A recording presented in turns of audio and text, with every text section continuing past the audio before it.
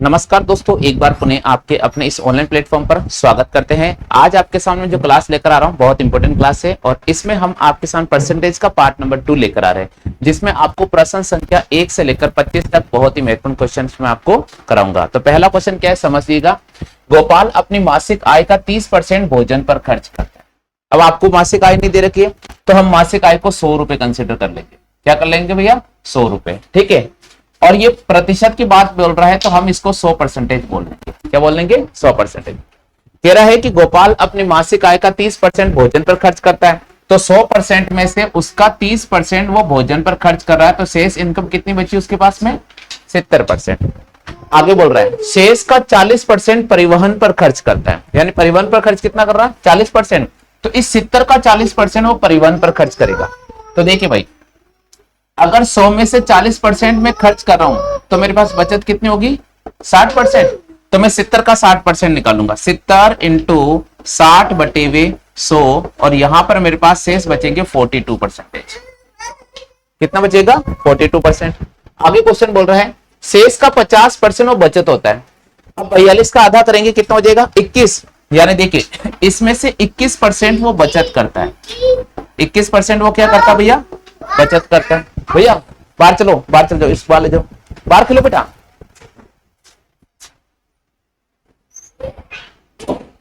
देखो 21% वो बचत करता है। आगे क्वेश्चन बोल रहा है यदि उसकी मासिक आय 18,400 रुपए, कितनी है? 18,400। तो उसको बोल रहा मासिक बचत ज्ञात कीजिएगा। तो हमें ये पता है कि बचत कितना हो रहा भैया? 21%। और मासिक इनकम कितनी है उसके पास में? 18,400। तो हम क्या करेंगे? 18,400 का 21% बचत निकालेंगे। 21 बटे 100 ऐसे करेंगे। तो 2 जीरो से मैं 2 जीरो कट ऑफ करूंगा। अब यहां पर 100 जो 84 है उसको मैं 21 से गुणा करूंगा। 21 का टेबल आता तो ठीक है, नहीं आता तो हम 2 से मल्टीप्लाई करें, यहां से 1 से मल्टीप्लाई करें। तो ये ऐसा ऐसा मैं लिख देता हूं। इंटू इसको इससे गुणा करेंगे पर 8, इसको इससे गुणा करने पर 6 16, इसको इससे गुणा करने पर 2 और 1 3 हो जाएगा। मेरे पास हो जाएगा 4 8 8 16, ये हो जाएगा 8 और ये हो जाएगा 3,864 रुपए की बचत होती है। आगे समझ में हो गया? क्लियर? वापस समझा रहा हूं पूरे क्वेश्चन को। कल टाइप 6 कर लेते हैं, ये टाइप नंबर 7 हो जाएगा आपका, है ना। सीट पे टाइप नंबर 7 लिख लेना आपका। वापस समझा रहा हूं सभी को, बहुत इंपॉर्टेंट क्वेश्चन है। एग्जाम में कभी भी ऐसे क्वेश्चन आते हैं तो हम कैसे करेंगे? ये जो हमारा टाइप नंबर 7 है ये आय और व्यय पर आधारित है। किस पर होगा? आय और व्यय पर। क्वेश्चन कह रहे हैं कि गोपाल अपनी मासिक आय का, यानी मासिक आय में इसकी 100% कंसिडर कर रहा हूं, उसमें से 30% वो भोजन पर खर्च करता है, तो शेष उसके पास बचेगा 70%। कितना बचेगा? 70%। आगे बोल रहा है तथा शेष का 40% वो परिवहन पर खर्च करता है। इसका मतलब इस 70 का 40%, तो मैं इसको ऐसे भी निकाल सकता हूं। 70 इंटू 40 बटे वे 100 और यहां से मैं कैलकुलेट करूंगा, मेरे पास आ जाएगा 28। इसका मतलब 70 में से 28 वो परिवहन पर खर्च कर रहा है, यात्रा भत्ता पर खर्च कर रहा है। तो हम क्या करेंगे? शेष निकालना होगा, तो 70 में से 28 को माइनस करेंगे। तो 70 में से 28 को माइनस करें, हमारे पास बचेगा 42%। कितना बचेगा?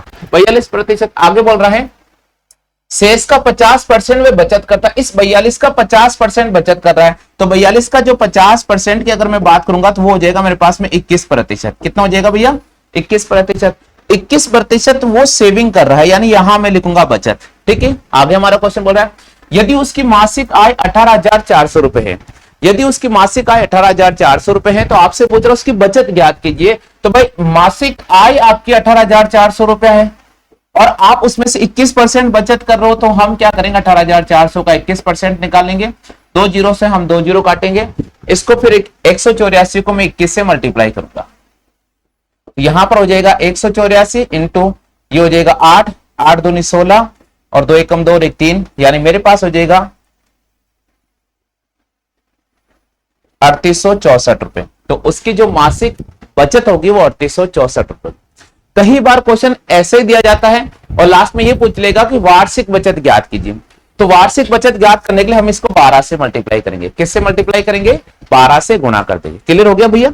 चलिए अगले क्वेश्चन की बात करते हैं। नेक्स्ट क्वेश्चन क्या कह रहा है? अगला क्वेश्चन कह रहा है कि नारायण अपनी मासिक आय का 30% शिक्षा पर खर्च करता है। आगे बोल रहा है शेष का 50% वे खाने पीने पर खर्च कर देता है। उसके बाद शेष में से 1,000 रुपए वो बचा किराया देता है। जो भी बचा हुआ इनकम उसमें से 1000 वो किराया देता है और उसके पास 1800 रुपए की बचत हो जाती है। तो आपसे पूछा जा रहा है उसकी मासिक आय ज्ञात कीजिए। सबसे पहले इस क्वेश्चन को हम कैसे करेंगे, यहां पर हमें मासिक आय नहीं दे रहे तो हम प्रतिशत के आधार पर मासिक आय को 100% कंसिडर करेंगे। क्लियर हो गया। 100% में से पहला स्टेप वो शिक्षा पर खर्च कर रहा है 30%, तो हम इसमें से 30% को माइनस कर देंगे और हमारे पास बचेगा 70%। क्या पहली बात क्लियर हो गई भैया आपके सभी के? आगे क्या बोल रहा है, आगे बोल रहा है कि शेष का 50% वो खाने पीने पर खर्च कर देता है। हमारे पास बची हुई इनकम कितनी है 70%, और 70 में से शेष का 50% वो खाने पीने पर खर्च कर रहा है। तो भाई 70 का 50% होता क्या है, 70 का जो 50% होगा वो होगा हमारे पास में 35%, यही होगा भैया। तो 35% उसने खाने पीने पर खर्च कर दिया। तो बताओ शेष इनकम उसके पास कितनी बची है, केवल 35% बची है, 35% ही बची है। आगे क्वेश्चन क्या बोल रहा है, शेष में से 1000 वो किराया देता है। इसका मतलब देखिएगा उसकी मासिक आय मुझे पता नहीं है, मैंने एक्स कंसिडर किया, उसमें से उसके पास अभी पैसा 35% बचा हुआ, उसमें से 1000, देखो यहां रुपए में दे रखा है, तो 1000 माइनस करना पड़ेगा, इसी में से 1000 माइनस करना पड़ेगा। और उसकी बचत कितनी 1800, तो बराबर में लिखूंगा बचत उसकी 1800, तो यहां में 1800 रुपए लिखूंगा। क्लियर हो गया भैया। कभी भी एग्जाम में इस प्रकार की क्वेश्चन की लाइन बन जाती है, थोड़ा सा ध्यान रखना। पहली कंडीशन, प्रतिशत दे रखा है 100% में से पहला प्रतिशत माइनस कर दो। उसके बाद में शेष दे रखा है, तो शेष जो प्रतिशत आ रहा उसमें से शेष परसेंटेज को निकाल लीजिएगा। जैसे 70 का 50% होता है 35%। उसके बाद बोल रहा है कि वो किराया दे रहा है, तो जो बची हुई इनकम है 35% है, उसमें से माइनस करो कितने रुपया किराया दे रहा है, तो माइनस 1000 रुपया किराया दे रहा है, और बचत जो भी आ रही है उसको सामने लिख दो। हम इसको उठाकर यहां लेकर आ जाएंगे, ठीक है भैया। तो यहां पर हमारे पास 1800 और यहां पर 1000 है, जैसे 1000 उधर चला जाएगा हमारे पास हो जाएगा 2800। कितना हो जाएगा 2800, तो मैं लिखूंगा x इंटू 35% बराबर 2800। हो गया भैया क्लियर। यहां से प्रतिशत का आधार हटाऊंगा, मेरे पास आ जाएगा 100, तो 100 ये 35 चला जाएगा नीचे और यहां से 100 चला जाएगा यहां पर, तो x का वैल्यू हमारे पास में आ जाएगा 2800 गुणा 100 और नीचे आ जाएगा भाई साहब जी 35। अब 7 की टेबल से काटेंगे, 7 से काटेंगे 5 बार और 7 से काटेंगे ये 400 बार, 7 चौका 28 और 7 पंजे 35। फिर 5 से काटेंगे हम यहां पर 5 आटे 40, 80 बार, 80 को 100 से गुना करेंगे हमारे पास हो जाएगा 8000। तो उसका मासिक आय कितना हो जाएगा, उस व्यक्ति का जो मासिक आय होगा वो 8000 रुपए हो जाएगी। हो गया क्लियर, बाद में उतार लेना, अभी मैं समझा रहा हूं ना। हाँ भाई सभी क्लियर हो चुका है। देखिए वापस समझने का प्रयास कीजिएगा, बहुत इंपॉर्टेंट है। अगले क्वेश्चन पे बात करते हैं, आ जाएंगे। मैं बहुत सारे क्वेश्चन कराऊंगा, धीरे धीरे आपके सब कॉन्सेप्ट क्लियर हो जाएंगे। पहले आप ध्यान से देख लीजिएगा, उसके बाद में वीडियो को वापस स्किप करके एक बार देख लीजिए, अच्छी तरह से क्लियर हो जाएगा। एक आदमी अपनी आय का 5% स्कूल पर जमा कराता है, यानी जो भी उसका इनकम है उसमें से 5% स्कूल में जमा करा रहा है, हो सकता है बच्चों की फीस दे रहा होगा। आगे क्वेश्चन बोल रहा है शेष का 20% बचत खाते में जमा कराता है। अब उसके पास जो भी पैसा बचा उसमें से 20% वो बचत खाते में जमा कराता है। अंत में उसके पास 1900 रुपए बचते हैं। कितने रुपए बचते हैं 1900 रुपए। तो आपसे पूछा जा रहा है उसकी मासिक आय ज्ञात कीजिए। देखिए सबसे पहले हमें इनकम नहीं दे रखी, तो हम क्या कंसिडर करेंगे भैया 100%। 100 में से पहला 5% को माइनस कर दीजिएगा, मेरे पास बचेगा 95%। हाँ भैया जी, यहां तक सभी क्लियर हो गया क्या, सभी साथियों क्लियर हो चुका है यहां तक। आगे क्वेश्चन स्टेप क्या कह रहा है, शेष का 20% वो बचत खाते में जमा कराता है। अब मेरी बात सुनो, आपके पास में 95 रुपए है, मैं कहता हूं कि 10 रुपए आप बचत खाते में जमा करा रहा हूं, तो भाई 10 रुपए इसमें से माइनस तो होगा। तो बचत खाते में जमा करना अपनी बचत नहीं है, वो कहीं ना कहीं बैंक में जमा हो चुका है, अपने पास नहीं है। तो हम क्या करेंगे, समझने का प्रयास कीजिए। जब ऐसा क्वेश्चन आता है तो 20% बचत में जमा करा रहा है, तो उसके पास 80% पैसा बचा होगा, तो हम क्या करेंगे इस 95 का 80% निकालेंगे डायरेक्ट। तो मैं यहां 95 का 80% निकाल लेता हूं। 20 से काटूंगा ये 4 बार कटेगा, ये 5 बार कटेगा, 5 से काटूंगा ये 19 बार कटेगा, इसको इससे गुणा करने पर मेरे पास बचेगा 70। इसका मतलब उसके पास अभी भी 76% पैसा बचा हुआ है। आगे क्वेश्चन बोल रहा है उसके पास 1900 रुपए की बचत है, अभी भी कितने रुपए की बचत है 1900। कितना बचत आ रहा है यहां पर 76। तो भाई x का 76% बचत है, किसके बराबर 1900 रुपए के बराबर। क्लियर हो गया भैया। पहले वाले क्वेश्चन में आपको मैंने बताया था कि वहां पर 1800 रुपए की बचत हो रही थी, उसको देखो मैंने सामने रखा था, लेकिन पैसे 1000 वो किराया दे रहा था, इसलिए यहां माइनस किया। लेकिन इस क्वेश्चन में आपको यहां पर x का 76% बचत है उसके पास, और बचत का इनकम यहां लिख दिया मैंने। अब यहां से हम प्रतिशत का आधार हटाएंगे तो मैं लिखूंगा 76/100 और बराबर में यहां लिख दूंगा 1900। इसको इससे मल्टीप्लाई कर देंगे भैया, हमारे पास आ जाएगा 1900 गुणा 100 और नीचे आ जाएगा 76। हो गया क्लियर? यहां से 19 से काटेंगे हम, यहां पर 100 बार कटेगा, 19 चौके 76, 4 बार कटेगा। अब 4 से इसको मैं काटूंगा तो ये 25 बार कटेगा, इसको इससे गुना करने पर मेरे पास हो जाएगा 2500 रुपए, यानी उसका इनकम कितना है 2500 रुपए। क्लियर हो गया भैया? सभी साथियों क्लियर हो चुका है तो कमेंट कर दीजिएगा। किसी प्रकार का कोई डाउट रहता है तो थोड़ा वेट कीजिएगा, अगला क्वेश्चन हो रहेगा, धीरे धीरे क्लियर हो जाएगा। नेक्स्ट क्वेश्चन, नीलम अपनी आय का 20% मकान किराए पर खर्च करता है। आपके माइंड में अब एक चीज सेट हो गई होगी, 100 का 20% माइनस कर दीजिएगा, हमारे पास बचेगा 80%। क्लियर हो चुका है? नीलम अपनी आय का 20% मकान किराए पर खर्च कर देती है, शेष का 70% घर का सामान खरीदती है। भाई देखो, आपका 100 रुपए थे, आपने 70 रुपए का सामान खरीद लिया, बचत कितनी है 30 रुपए की। तो जैसे शेष का 70% घर का सामान खरीदती है, यहां से बचत देखो आप, बचत है आपके पास में 30%, तो ये 30% मैंने निकाला। तो अगर इसका मैं 30% निकाल लू तो मेरे पास में हो जाएगा 24। यानी अब नीलम के अमाउंट में, नीलम के पास जो पैसा है वो 100 में से केवल 24% ही बचा है। हो गया क्लियर? आगे क्वेश्चन क्या बोल रहा है? और 3600 रुपए की बचत करती है। अब नीलम के पास में जो पैसा बचा है केवल 24% बचा है, और वो 24% किसके बराबर है भैया? 3600 रुपए के। किसके बराबर है? 3600 रुपए के। क्या यहां तक सभी साथियों क्लियर हो चुका है? क्या समझने का प्रयास करें वापस। नीलम अपनी आय 100 रुपए में से 20 रुपए मकान का किराया देती है, यानी 100 में से 20 देती है, 80 बचा। अब 80 का 70% वो सामान लाने में खर्च कर देती है, तो हम 80 का 76% निकाल लेंगे तो हमारे पास 56 होता है। तो हम क्या करेंगे, 80 में से 56 रुपए का हमने सामान लेकर आए, तो हमारे पास बचा कितना 24 रुपया। तो मैं लिखूंगा x इंटू 24%, और ये 24% उसकी बचत के इक्वल होगा। अब यहां से x की वैल्यू निकालेंगे तो x इंटू 24/100 बराबर हो जाएगा हमारे पास में 3600। क्लियर हो गया भैया? ये 24 चला जाएगा नीचे और 100 चला जाएगा ऊपर, तो x की वैल्यू हो जाएगी 3600 गुणा 100 और नीचे आ जाएगा भाई साहब 24। 12 से काटेंगे, 12 दूनी 24 और 12 तिया 36। फिर 2 से काटेंगे भाई साहब, यहां हो जाएगा 50 बार, इसको इससे गुणा करेंगे, हमारे पास हो जाएगा 15000। तो नीलम का इनकम कितना है भाई साहब जी? नीलम का जो इनकम है आय है मासिक आय, वो 15000 रुपए। भाई साहब जी क्लियर हो गया भैया? हाँ भाई, यहां तक सभी साथियों क्लियर हो चुका है। नेक्स्ट स्टेप पर चल रहे हैं, नेक्स्ट क्वेश्चन की तरफ चल रहे हैं। क्वेश्चन क्या कह रहा है समझिएगा। एक व्यक्ति अपनी आय का 20% किराया देता है। कुछ क्लियर हुआ? कुछ कॉन्सेप्ट क्लियर हुआ कि हम 100 रुपए कंसिडर कर लेंगे और 100% में से 20% वो किराए को दे देता है, तो उसके पास 80% पैसा रिमाइंडर यानी शेष बचेगा। आगे क्वेश्चन कह रहा है भाई साहब जी, शेष का 70% घर का सामान में खर्च करता है, तो 30% बचेगा। तो हम 80 का 30% निकाल लेंगे, ये उसके पास बचत रहेगी। तो 80 का 30% निकालूंगा तो मेरे पास 24% बचेगा। अब आगे क्वेश्चन को, अंत में उसके पास 1800 रुपए बचता है, तो x इंटू 24% बराबर 1800 रुपए, ऐसे लिखा जाएगा। यहां से मैं x की वैल्यू काउंट करेंगे तो 24/100 हो जाएगा, सामने आ जाएगा 1800 रुपया। हम इसको इससे मल्टीप्लाई करेंगे, x का वैल्यू आ जाएगा बेटा 1800 गुणा 100 और नीचे आ जाएगा 24।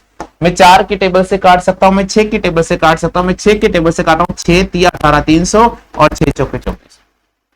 4 से काटेंगे भाई साहब 25 और 25 को 3 से गुणा करने पर 75 और यहां पर उसका इनकम हो जाएगा 7500 रुपए।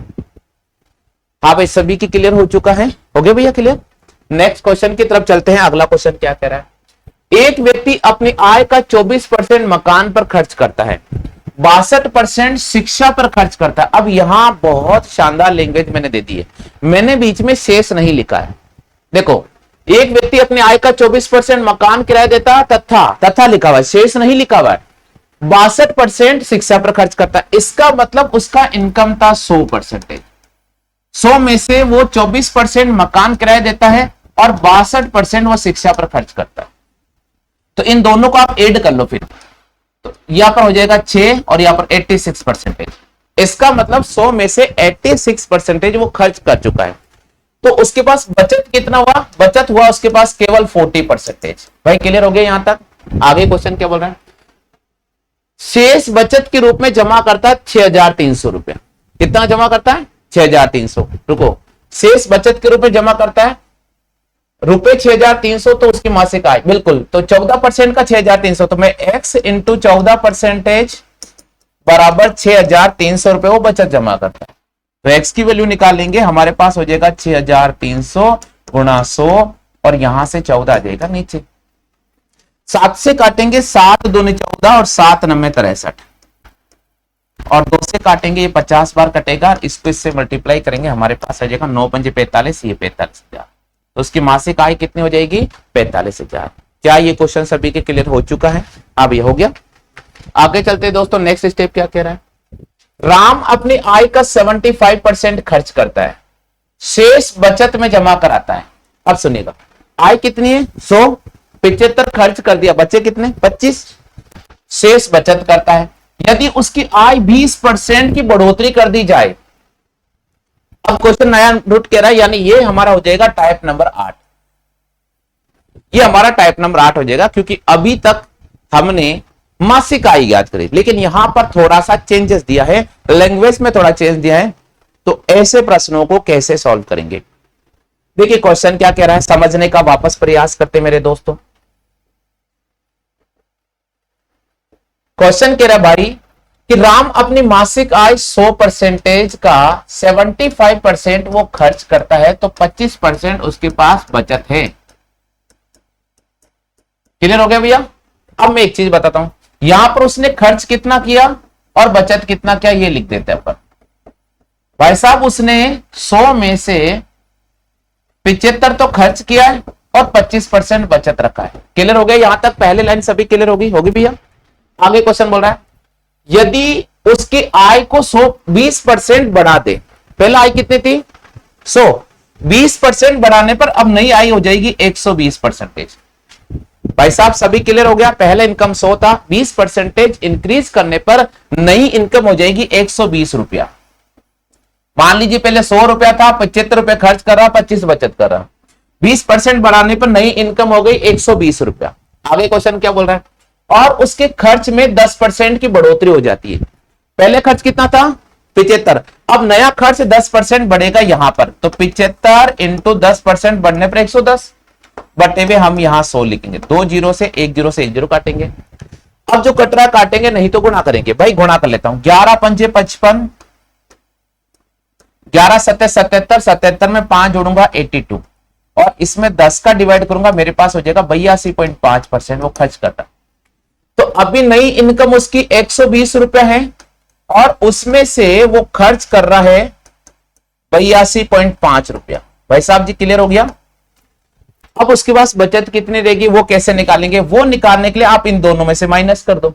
तो मैं क्या करूंगा, 120 में से 82.5 को माइनस कर देता हूं। यहां 10 में से 5 गया तो 5 बचेगा, या 9 में से 2 गया तो 7 बचेगा, या 11 में से 8 गया तो 3 बचेगा। तो उसकी बचत कितनी हो जाएगी भैया, 37.5%। क्लियर हो गया भैया यहां तक। चाहे आप रुपए बोलो चाहे परसेंटेज बोलो, बात एक ही, मैं समझाने के तौर पर आपको समझा रहा हूं कि भाई जब उसका इनकम 120 हो जाता है तो वो खर्च करता है 82.5%, तो उसका बचत कितना हो जाएगा 37.5%। आगे क्वेश्चन क्या बोल रहा है, तो बताइए उसकी बचत में कितना प्रतिशत बढ़ोतरी हुई। पहले खर्च बचत कितनी थी 25%, नई बचत कितनी हो रही है हमारे पास में 37.5%। तो यहां से लेकर यहां तक इन दोनों में अंतर कितना है, तो इन दोनों की अगर मैं बात करूं तो 12.5% का अंतर है। कितना अंतर है भैया, 12.5% का। तो बचत में कितनी बढ़ोतरी हुई, तो 12.5% का तो अंतर है। कहां से अंतर चला ये 25% से, तो यहां लिखूंगा मैं 25% और 25% का आधार कितना होता है भैया 100 होता है। यहां से मैं पॉइंट काउंट करूंगा, 1 जीरो नीचे लगा दूंगा, 1 जीरो से मैं 1 जीरो कट कर सकता हूं। 25 से काटेंगे, 25 पंजे 125 और इसको इससे गुणा करने पर हो जाएगा 50%। तो उसकी बचत में कितने प्रतिशत की बढ़ोतरी हुई है, उसकी बचत में 50% की बढ़ोतरी हुई है। हाँ भाई सभी के क्लियर हो चुका है क्या, एक बार और समझो ये क्वेश्चन आ गया। चलो भाई आगे चलते हैं नेक्स्ट क्वेश्चन की तरफ। अंजू अपनी मासिक आय का 20% बचाती है, यदि उसकी मासिक आय का व्यय यदि उसकी मासिक आय का खर्च 6,000 रुपए व्यय करती है तो उसकी मासिक आय ज्ञात कीजिए। बिल्कुल सही कह रहा है क्वेश्चन। क्वेश्चन ये कह रहा है कि मान लीजिए अंजू का इनकम है 100%। ये थोड़ा टाइप करने में क्वेश्चन की लाइन थोड़ी ऊपर नीचे हुई, इसको सही कर देता हूं मैं, कि अंजू अपनी मासिक आय का 20% बचत करती है। तो भाई आप एक चीज समझिएगा, उसने 80% खर्च किया होगा और 20% बचत किया होगा। बताओ ये लाइन क्लियर है सभी की? आगे क्वेश्चन क्या बोल रहा है, यदि उसकी मासिक आय का खर्च 6,000 रुपए, कितना भैया खर्च 6,000 रुपए, तो ये खर्च 6,000 रुपए के बराबर है। यानी उसका इनकम मुझे पता नहीं है, उसके इनकम में से वो 6,000 खर्च कर रही है और कह रहा है कि 20% बचत कर रही है तो 80% खर्च कर रही होगी। तो मैं लिखूंगा कि x इंटू 80% बटे हुए 100 बराबर 6,000 की उसका खर्च है। ऐसे लिखूंगा भैया, यहां से 100 को मैं यहां भेजूंगा तो ये हो जाएगा 6,000 गुणा 100, नीचे आ जाएगा 80। आप चाहो तो 1 0 से 1 0 काटो, 2 से काटो 4 बार, 2 से काटो 5 बार, फिर 4 से काटो भाई साहब जी, यहां 15 बार कटेगा यानी 1500। इसको इससे गुणा करने पर हमारे पास हो जाएगा 7500 रुपए। तो आपसे पूछा जा रहा है अंजू की मासिक आय कितनी हो जाएगी? अंजू की जो मासिक आय हो जाएगी वो 7,500 रुपए हो जाएगी। बात क्लियर हुई भाई? हाँ भाई, सभी साथियों क्लियर हो चुका है क्या? एक बार जरूर कमेंट सेशन में कमेंट कर देना। कहीं डाउट रहता है भाई कमेंट सेशन में कमेंट कर दिया करो, स्क्रीनशॉट भेज दिया करो, ताकि आपको कोई डाउट हो तो मैं वापस सोल्यूशन करा दूं। हो गया भाई क्लियर? आगे चलते हैं नेक्स्ट क्वेश्चन नंबर 9। रतन अपनी आय का 75% खर्च करता है। देखो भाई 100 रुपए उसका इनकम था, उसमें से उसने खर्च कर दिया है 75%। बताओ बचत कितनी बचेगी? 25%। तो बिल्कुल सही है, यहां पर उसका जो बचत होगा वो 25% बच जाएगा।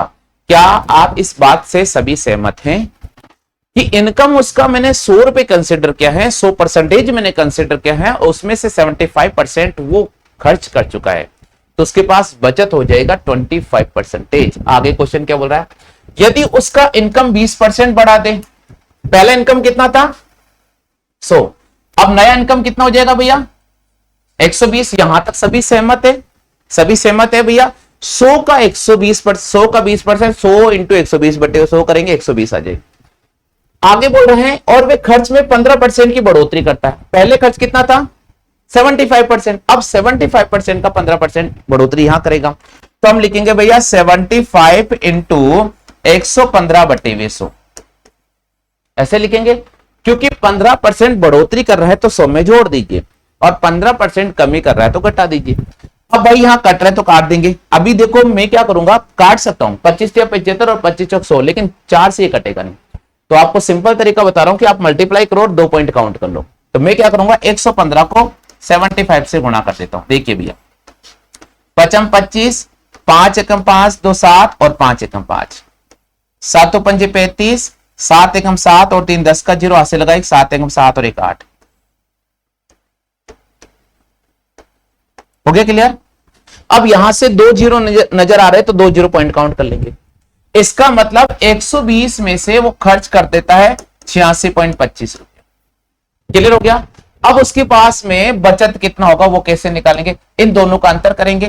तो 120 में से मैं 86.25 को माइनस कर देता हूं, यहां 75 बचेगा, 10 में से 5 गया 5 बचेगा, 9 में से 2 गया 7 बचेगा, यहां 1 हासिल लेने पर 9 आ चुका था, 9 में से 6 गया तो हमारे पास 3 बचेगा और यहां पर 1 बचा था 11 हो गया था, 11 में से 8 गया तो 3 आ जाएगा। इसका मतलब 33.75 उसकी बचत हो गई।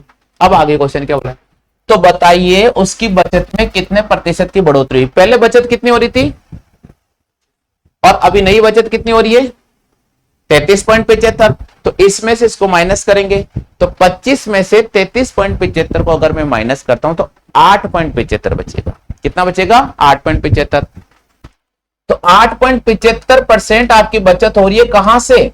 25% से। इसको मैं 100 से गुणा करूं तो सीधी सी बात है, यहां से पॉइंट हटाएंगे, डबल जीरो यहां आ जाएगा, ये कैंसिल आउट हो जाएगा, 25 का भाग इसमें देंगे, 25 दूने 50, सॉरी 25 दिया 75 हो जाएगा। ठीक है भैया, देखो भाग देने का विधि मैं आपको बता देता हूं। 875 में आप 25 का भाग दे दीजिएगा, 25 तिया 75, यहां से 2 बचेगा, यहां से 1 बचेगा, ये हो जाएगा 5, और 25 पंजे कितना हो जाएगा 125। तो उसकी बचत कितनी हो गई भाई एक्स, ये 35% का इंक्रीमेंट हो गया। पहले की तुलना में उसकी बचत में बढ़ोतरी हो गई 35%। भाई क्लियर हो गया? हाँ जी भाई, आप सभी साथियों के यहां तक क्लियर हो चुका है तो फटाफट से कमेंट सेक्शन बता देना। चले आगे, नेक्स्ट क्वेश्चन क्या कह रहा है, रतन की मासिक व्यय और बचत का अनुपात दे रखा 5:1। अब सुनिएगा इस क्वेश्चन कैसे करेंगे। यहां रतन खर्च कितना करता है और बचत कितना करता है। रतन ने 5 खर्च किया और 1 बचाया है। भाई अनुपात आपको दे रखा, मैं आपको एक तरीका बताता हूं, कभी भी ऐसा क्वेश्चन आता अनुपात वाला तो आप इसको 100 के कंसीडर में 500 रुपए खर्च मान लो और 100 रुपए बचत मान लो। ये टाइप नंबर हमारा हो जाएगा, कौन सा हो जाएगा 9, ये टाइप नंबर 9 हो जाएगा भाई। इस पर आप टाइप नंबर 9 लिख लीजिएगा, प्रश्न संख्या 10। हमारा क्वेश्चन क्या कह रहा है समझने का प्रयास। रतन मासिक व्यय तथा बचत का अनुपात इतना इतना दे रखा है। अनुपात दे रखा है, जब भी दे रखा 100 से मल्टीप्लाई करो। तो 5 दे रखा है तो 100 मान लिया 500, 1 दे रखा तो 100 मान लिया 600, सॉरी 100। अब 500 और 100 को जोड़ेंगे तो इनका इनकम निकल जाएगा 600 रुपए। यानी आपके पास में 600 रुपया था, आपने 500 रुपया खर्च कर दिया तो आपका 100 रुपए बचा या नहीं बचा। ये देखिए ये लाइन ये लिखी गई। आगे क्वेश्चन क्या बोला है, यदि उसका वेतन 25% बढ़ा दे।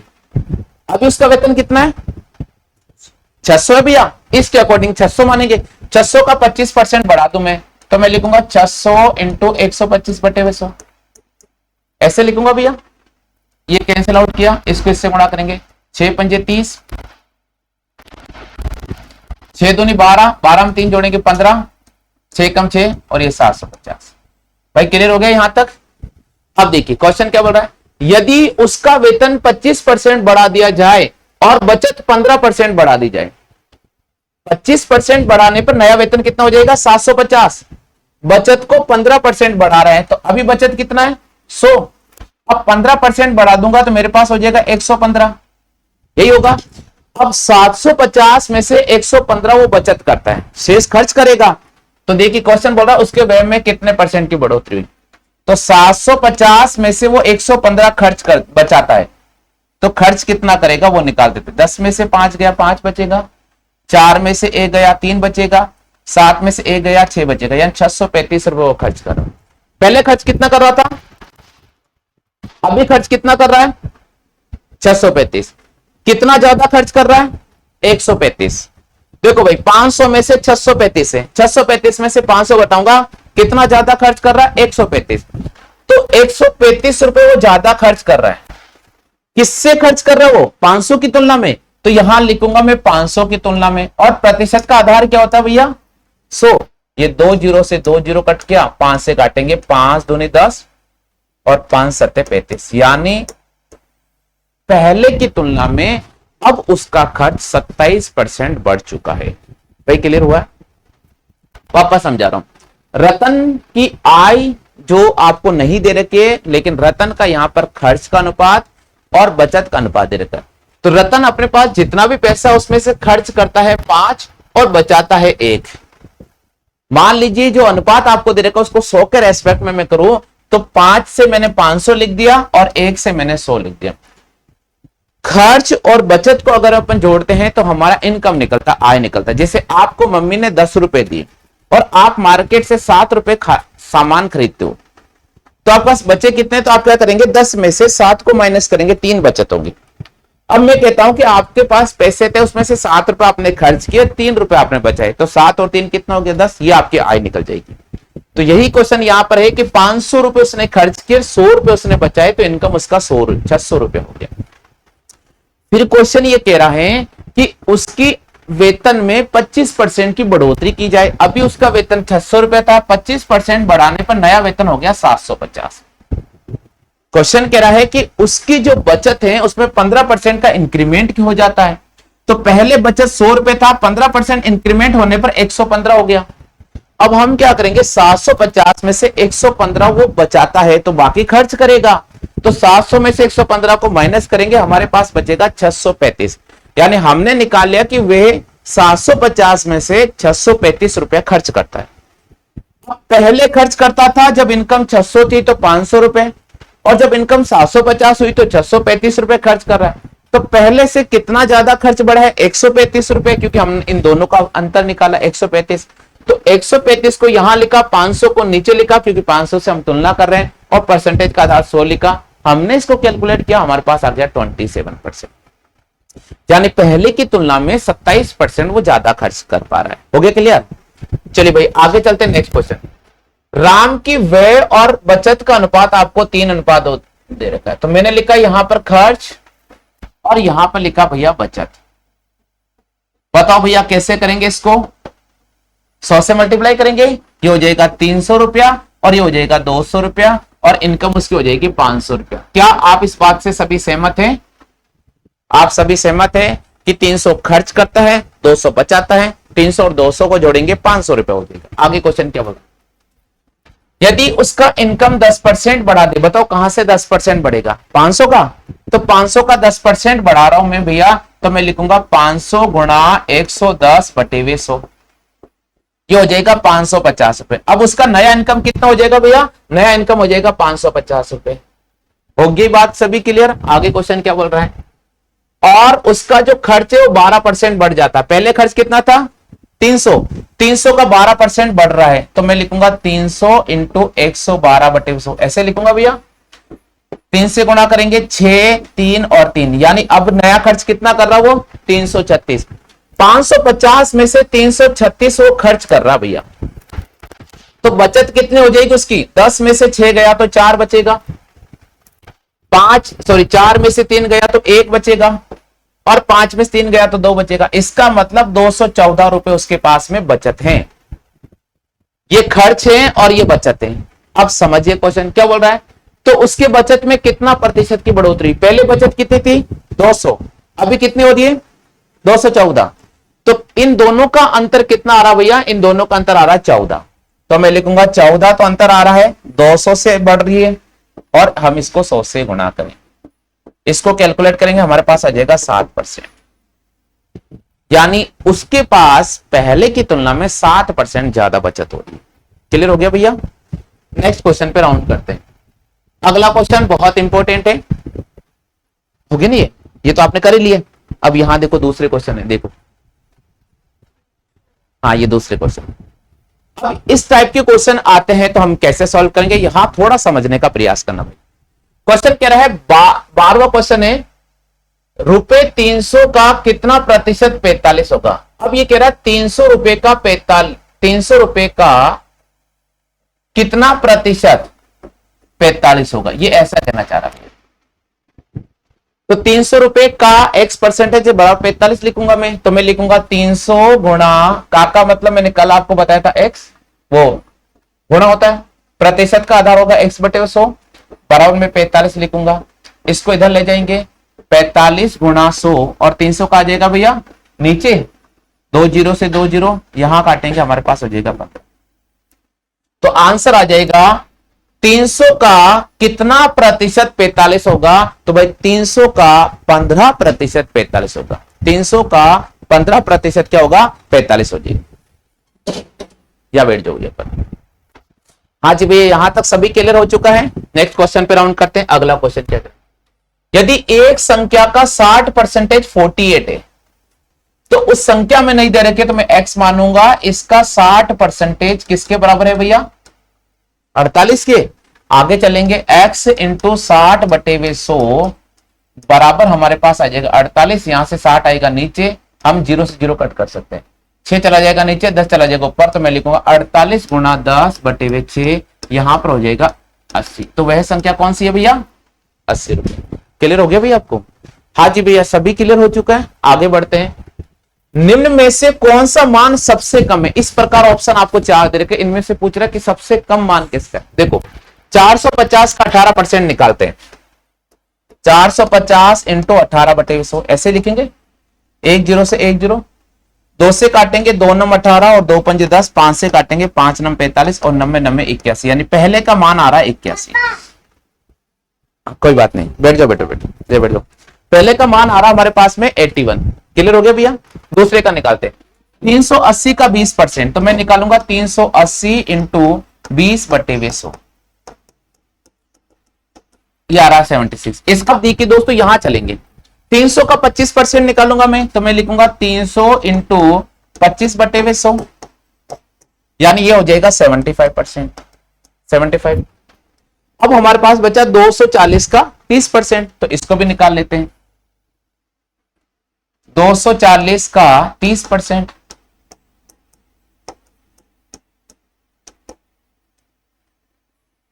ये हो गया 72। अब आपसे पूछ रहा कौन सा मान सबसे कम है, बताओ कौन सा मान सबसे कम है। 72 है ना, तो हमें ये ऑप्शन राइट करना। तो आजकल अगर आप रेलवे का पेपर देने जा रहे हो तो ऐसे क्वेश्चन सबसे ज्यादा बनते हैं, यानी क्वेश्चन एक है, ऑप्शन 4 है, चारों को आपको सॉल्व करना होगा, आंसर निकालना होगा। ये इसलिए बनाया जाता है ताकि आपका टाइम ज्यादा रखे, उस क्वेश्चन में आपको समय ज्यादा देना पड़े। लेकिन अगर आपकी कैलकुलेशन फास्ट है तो भाई आप इस क्वेश्चन को फिर आराम से 60 सेकेंड 70 सेकेंड में कर सकते हो। हाँ भाई क्लियर हो चुका है, आगे बढ़ते नेक्स्ट क्वेश्चन। एक संख्या का 24% का 10% 240 है, कर सकते हो आप इसको। पहली संख्या x मानेंगे, उसका 24% 24/100, उसका 10% 10/100 और 240 के बराबर, ऐसे लेकर हमने एक जीरो से एक जीरो कट कर दिया है। अब ये दोनों जीरो, तीनों जीरो यहां चले जाएंगे, तो ये हो जाएगा हमारे पास में 240 इंटू 1000। क्लियर हो गया भैया। ऊपर 24 आ रहा है तो 24 को अपन यहां लिखेंगे और 24 से काटेंगे भैया 10 बार, ये हमारे पास हो जाएगा 10। हो गया क्लियर।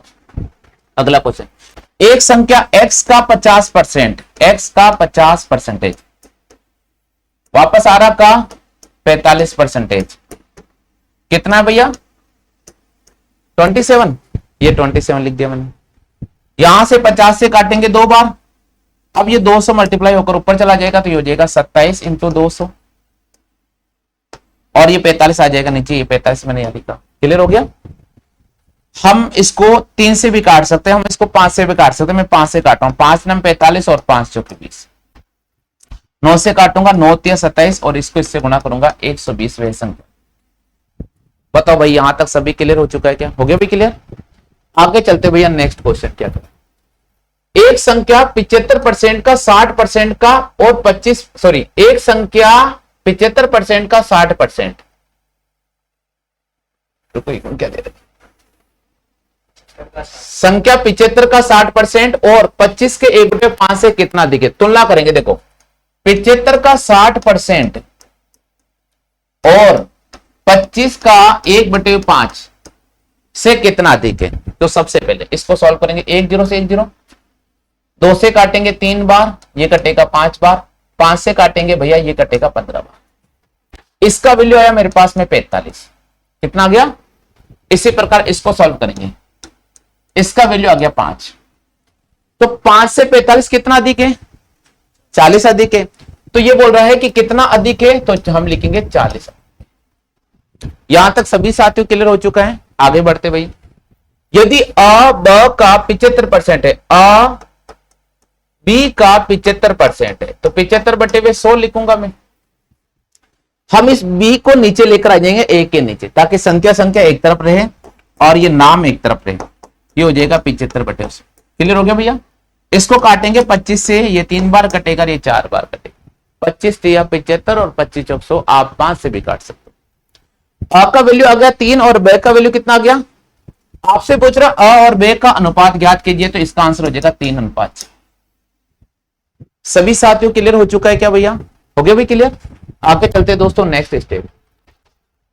यदि 75 खिलौनों में से 18 खिलौने लड़कों के लिए हो और शेष लड़कियों के लिए हो। अब आप मुझसे बताइए कि आपके पास अगर 75 खिलौने हैं, कितने खिलौने भैया 75, उसमें से 18 खिलौने आपको लड़कों को देना है, तो बताओ लड़कियों को खिलौने कितने दोगे आप, सभी बताओ कितने दोगे भाई।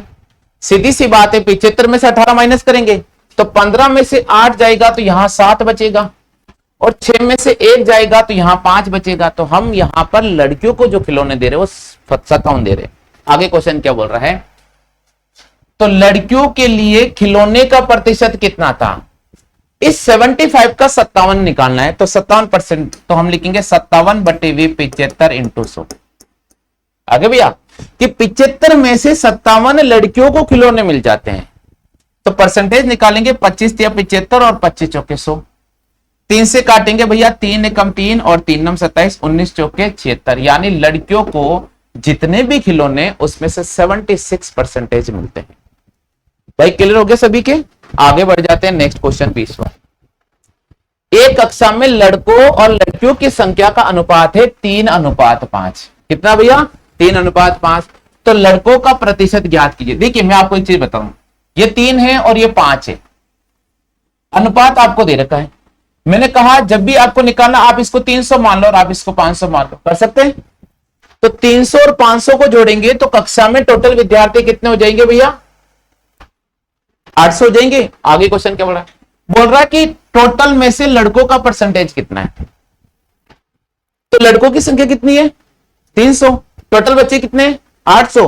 तो मैं लिखूंगा लड़कों का परसेंटेज 300/800, और मैं इसको किससे गुणा कर दूंगा? 100 से। ये देखो 2 जीरो से 2 जीरो कटेगा, इसको इससे गुणा करने पर आ जाएगा मेरे पास 300। 300 में 8 का भाग करेंगे, 8 तिया 24, 6 बचेगा, 8 7 56 और 8 5 40। तो लड़कों का परसेंटेज है 37.5%। सभी के क्लियर हो चुका भाई साहब? हो गया भैया? एक वस्तु का मूल्य 2500 रुपए से बढ़कर 3000 हो जाता है। आज आपने कोई रेडियो 2500 रुपए में खरीदा और कल आप उस रेडियो को 3000 रुपए में खरीद रहे होगे। बताओ कितने पैसे ज्यादा दे रहे हो? 500 ज्यादा दे रहे हो। तो हमने ये चेक किया कि भाई 500 रुपए इंक्रीमेंट हो चुका है। अब कहां से हुआ 500 इंक्रीमेंट? 2500 से। तो वो 2500 को हम नीचे लिखेंगे, और प्रतिशत का आधार क्या होता है? 100। ऐसा मैं क्यों कर रहा हूं? ऐसा मैं इसलिए कह रहा हूं कि वस्तु के मूल्य में कितना % बढ़ोतरी दर्ज की गई है।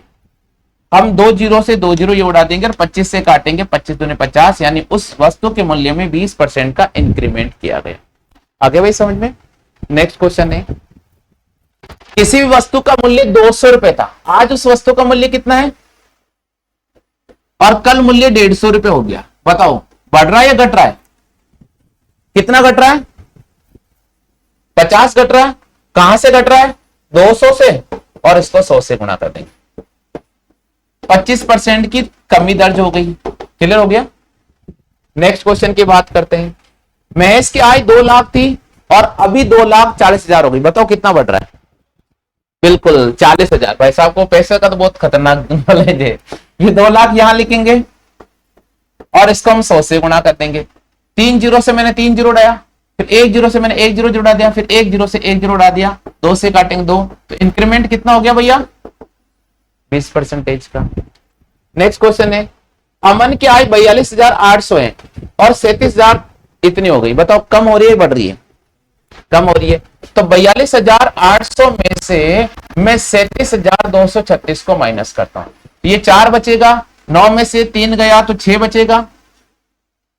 यहां एक हासिल लेने पर 7 बचा, 7 में से 2 गया तो 5 बचेगा, 12 में से 7 गया तो 5 बचेगा। ये कमी हो गई उसकी, तो 5,564 उसकी कमी हो गई 42,800 में से, और ये 100% निकालेंगे।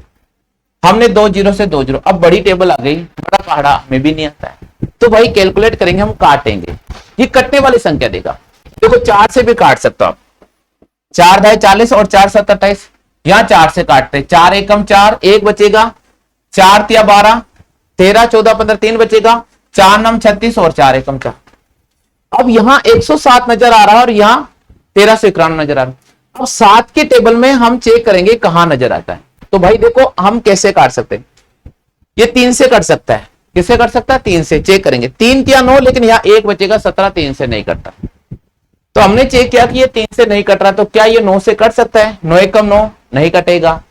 क्या ये 7 से कट सकता है? क्या 7 एकम 7, लेकिन यहां 3 बचेगा, नहीं कटेगा। तो हम क्या करेंगे, इसी का निकालेंगे 1393। आप देखिए दो 1393 सॉरी 1391 में मैं 107 का भाग दूंगा, यहां 1 बार दूंगा तो ये आ जाएगा 107, यहां 2 बचेगा, यहां 3 बचेगा। क्लियर हो गया भैया? अब इसको मैं यहां उतार दूंगा। अब देखो अगर मैं 3 से गुणा करता हूं तो तीनों सात तो 21 और 3 एकम 3, हो गया क्लियर। ये देख, ये 13%। तो उसके इनकम में कितना परसेंट कमी दर्ज की गई है? उसके इनकम में 13% कमी दर्ज की गई है। नेक्स्ट क्वेश्चन की तरफ चलते हैं, लास्ट क्वेश्चन है भाई। एक गांव की जनसंख्या 20,000 है और बढ़कर 23,000 हो गई, बताओ कितनी बढ़ी है? 3,000 बढ़ी है। ये 3,000 बढ़ी है, कहां से बढ़ी भैया? 3,000 20,000 से, है ना। और हम इसको 100 से गुणा, 2 जीरो से 2 जीरो, 2 जीरो से 2 जीरो, ये काटेंगे 15%। तो भाई गांव की जनसंख्या में कितना परसेंट इजाफा हुआ है? गांव की जनसंख्या में 15% का इजाफा हुआ। तो मेरे दोस्तों आज मैंने आपके सामने फिर 25 क्वेश्चन करा दिए। लेवल हम आपका जो परसेंटेज वाला टॉपिक करा रहे हैं उसमें पहले मैं बेसिक लेवल करा रहा हूं ताकि आपका बेसिक लेवल क्लियर हो जाए, उसके बाद हम एडवांस मैथ की बात करेंगे। तो वीडियो अगर अच्छा लगा है तो कमेंट कर दीजिएगा, शेयर कर दीजिएगा। मेरे दोस्तों अगर आप पहली बार हमारे इस प्लेटफॉर्म पे जुड़े हैं तो मैं आप सभी साथियों से निवेदन करता हूं, प्ले स्टोर पे जाइएगा और उस क्लासेस ऐप को इंस्टॉल कीजिएगा, वहां से रेलवे का बैच ज्वाइन कर सकते हैं। अगर आप भी चाहते हैं दोस्तों, आपका भी सपना है कि रेलवे में नौकरी लगने का, तो दोस्तों आरुष क्लासेस ऐप को इंस्टॉल कीजिएगा, प्ले स्टोर पे जाइएगा, वहां से आप हमारा रेलवे का बैच ज्वाइन कर सकते हो और वहां से आप हमारे लाइव क्लास को एक्सेस भी कर सकते हो। फिलहाल वीडियो में इतना ही दोस्तों।